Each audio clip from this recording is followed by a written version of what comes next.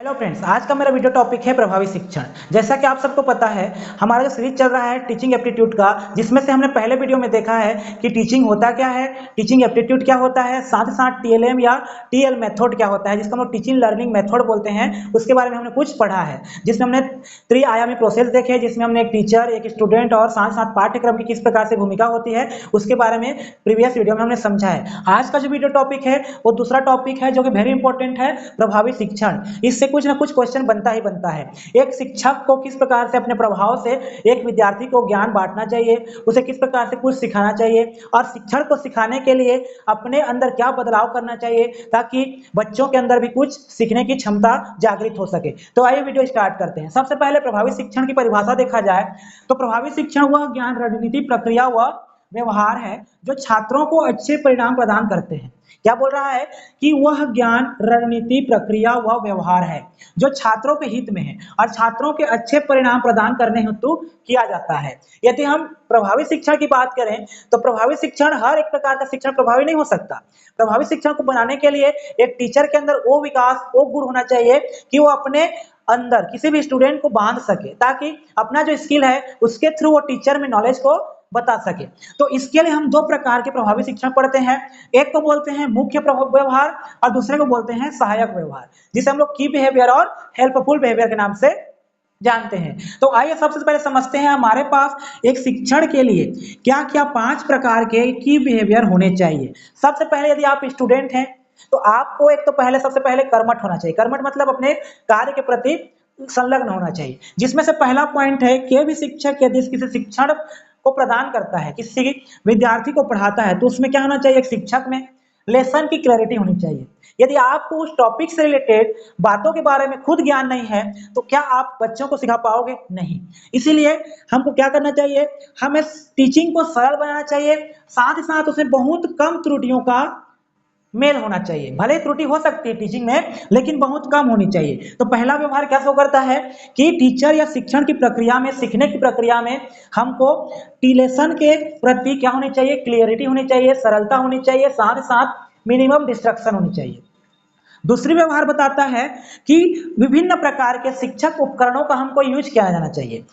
जैसे हम लोग कोई भी इंस्ट्रक्शन देते हैं, जैसे कि अभी मैं पढ़ा रहा हूँ तो मैं किसी टूल्स के थ्रू पढ़ा रहा हूँ, ऑनलाइन पढ़ा सकता हूँ, मोबाइल के थ्रू पढ़ा सकता हूँ, या मैं ब्लैक बोर्ड में, ग्रीन बोर्ड में पढ़ा सकता हूँ। तो जितने भी उपकरण जो शिक्षण में यूज होते हैं उन सब का उपयोग करके हमको विद्यार्थी को अच्छे से नॉलेज देना चाहिए, ताकि विद्यार्थी एक प्रॉपर टीएलएम की सहायता से अच्छे अपने आप को सीख सके और अपने अंदर वृद्धि कर सके। तीसरा, टीचर टास्क ओरिएंटेशन। कोई भी शिक्षक यदि जो पढ़ा रहा है, जो बता रहा है, वो स्टूडेंट को कब समझ आएगा, जब उसमें स्किल की पावर होगी। साथ ही साथ शिक्षक के बताए गए जितने भी महत्वपूर्ण तथ्य हैं सबको उसमें उल्लेख होना चाहिए। यदि कोई टीचर किसी स्टूडेंट को पढ़ा रहा है तो क्या करेगा, वो अपने अपने अकॉर्डिंग सिलेबस के बारे में, टॉपिक के बारे में बताएगा, उसके एक्स्ट्रा तो नहीं बताएगा। तो वो बच्चा क्या करेगा, यदि कुछ एक्स्ट्रा चीज सीख लेता है तो उसके लिए उस समय वो हानिकारक हो जाएगा, क्योंकि टीचर ने जो जो चीज बताया है वो उसके लिए लाभदायक है, और उससे एक्स्ट्रा यदि हो सकता है जो सीखा है उसके लिए हानिकारक हो या कुछ पर फायदेमंद हो, तो उसको भी ध्यान देना चाहिए। तो हमेशा क्या होना चाहिए, ओरिएंटेशन टीचर बेस्ड होना चाहिए। कोई टीचर यदि जो टॉपिक पढ़ा रहा है उससे तो सीखने को मिल रहा है, उसको पहले स्टूडेंट गेन करे, उसके बाद दूसरे चीजों को सीखे। यदि वो दूसरे चीजों को सीखने लगेगा तो टीचर द्वारा जो पढ़ाए गए मेथड्स है वो पूरा नहीं कर पाएगा। चौथा बोलता है संलग्नता, किसमें, लर्निंग प्रोसेस में हर एक स्टूडेंट की संलग्नता होनी चाहिए। जो टीचर पढ़ा रहा है यदि स्टूडेंट उसको सुनेगा ही नहीं तो शिक्षण प्रक्रिया कहां से पूर्ण होगी। तो इसीलिए क्या करना चाहिए, टीचर को डेली वर्क देना चाहिए, डेली कार्यक्रम चलाना चाहिए, ताकि स्टूडेंट की रुचि बनी रहे और टीचर भी अच्छे से उसको सिखा पाए। पांचवी बिहेवियर क्या होती है कि स्टूडेंट की सक्सेस रेट अच्छी होनी चाहिए, मतलब स्टूडेंट की सफलता के लिए अच्छी व आसानी क्रियाओं को बताना चाहिए। यदि कोई स्टूडेंट अच्छा पढ़ना चाहता है तो उसको अच्छे टीएलएम से पढ़ाना चाहिए।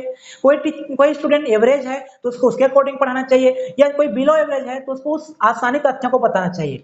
तो इस प्रकार एक शिक्षण प्रणाली को प्रभावी शिक्षा बनाने के लिए हमको 5 प्रकार के व्यवहारों को अपने दिनचर्या में लाना चाहिए।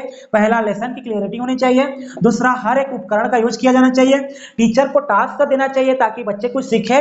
साथ ही साथ टीचर और बच्चों के बीच में एंगेजमेंट होना चाहिए, उसमें भी संलग्नता होनी चाहिए, और उसके सफलता को टीचर अपनी सफलता समझे, तभी उसमें प्रॉपर ग्रोथ होगा। दूसरी तरफ यदि सहायक व्यवहार की बात की जाए तो सहायक व्यवहार में आते हैं बेसिक 5 पॉइंट। पहला क्या आता है, छात्रों के योगदानों का उपयोग, जो टीचर पढ़ा रहा है और जो स्टूडेंट समझ रहा है, यदि उन दोनों के बीच में कनेक्शन प्रॉपर है तो उसका योगदान स्टूडेंट को समझ आएगा, टीचर को भी समझ आएगा कि मैंने इस स्टूडेंट को इस प्रकार से पढ़ाया था, तब वो स्टूडेंट अच्छा सफलता प्राप्त किया। या टीचर से स्टूडेंट सीखेगा, स्टूडेंट क्या बोलेगा, स्टूडेंट बोलेगा कि इस टीचर ने मेरे को इस प्रकार पढ़ाया था जो मेरे क्वेश्चन में आंसर आया है। तो इस प्रकार उसके योगदानों को महत्वपूर्ण देना चाहिए। दूसरा, हर एक टीचर को जब शिक्षा प्रणाली चलती है तो उसमें एक प्रॉपर संरचना बनाकर चलनी चाहिए ताकि टीचिंग मेथड अच्छी बन सके। तीसरा, हर टॉपिक को पढ़ाने के बाद एक फीडबैक लेना चाहिए, प्रश्न पूछना चाहिए ताकि टीचर को भी नॉलेज हो कि स्टूडेंट मेरी बातों को कितना समझ रहा है, तो ये भी एक सहायक व्यवहार में आएगा। चौथा, जांच करना, यदि आप कोई भी चीज पढ़ा रहे हो, आप उसका फीडबैक ले रहे हो और प्रॉपर वो आंसर दे रहा है तो आप उसका जांच भी कर सकते हो। पांचवा, टीचर और जो स्टूडेंट है उनके मध्य संबंध जो है अच्छी होनी चाहिए, एक दूसरे को समझने की प्रक्रिया होनी चाहिए, सहानुभूति की होनी चाहिए, ना कि कोई टीचर किसी को डांट दे, फटकार दे, उसको लूजर बोल दे, तो ये सब नेगेटिव थिंकिंग आ जाएगी। तो उसके लिए टीचर और उनके बच्चों के बीच क्या होनी चाहिए, सहानुभूति संबंध होनी चाहिए। तो इस प्रकार आज के जो वीडियो था वो था इफेक्टिव लर्निंग, आप किस प्रकार से शिक्षण को इफेक्टिव बना सकते हैं। तो इसमें से जो 5 पॉइंट है ये सब मुख्य व्यवहार में आते हैं और इसमें से जो और 5 पॉइंट है वो सहायक व्यवहार में आते हैं। इससे कुछ एजर्सन बेस्ड क्वेश्चन भी बन सकता है कि एक प्रभावी शिक्षण को किस प्रकार से हमको अपनी दिनचर्या में पालन करनी चाहिए। तो सबसे पहले सब्जेक्ट की क्लियरिटी होनी चाहिए, इंस्ट्रक्शन वैरायटी होनी चाहिए, टास्क देना चाहिए, इंगेजमेंट होना चाहिए बच्चों और टीचर के बीच, स्टूडेंट के बीच में क्या होता है, सक्सेस रेट कितनी बढ़ रही है उसको भी ध्यान देना चाहिए। तो इस प्रकार आज का मेरा वीडियो था व्यवहार के ऊपर, शिक्षण को किस प्रकार से प्रभावी बनाया जा सकता है। यदि ये वीडियो आपको अच्छी लगी होगी तो प्लीज मेरे चैनल को सब्सक्राइब करें, मेरे वीडियो को लाइक करें। Thank you.